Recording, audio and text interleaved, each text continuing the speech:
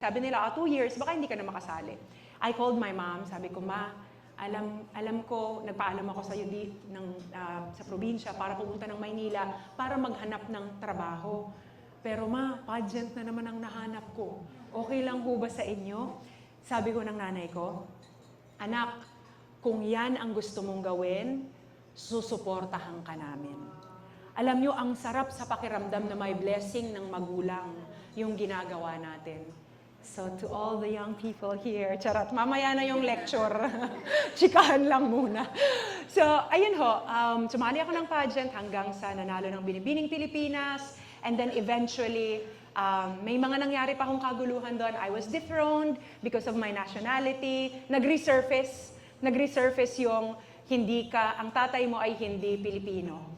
Hindi ka pinanganak sa Pilipinas. Nag-resurface yun, naging problema yun, pero the Lord is so good.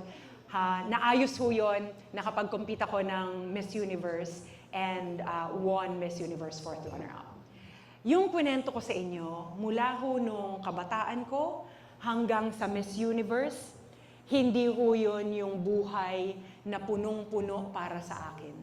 Yun ho ay simula pa lang ng kwento ng Panginoon sa buhay ko. Dahil pagkatapos po ng Miss Universe, pagbalik ko ng Pilipinas, dun na ho nagsimula yung talagang tunay na pagkakakilala ko sa Panginoon.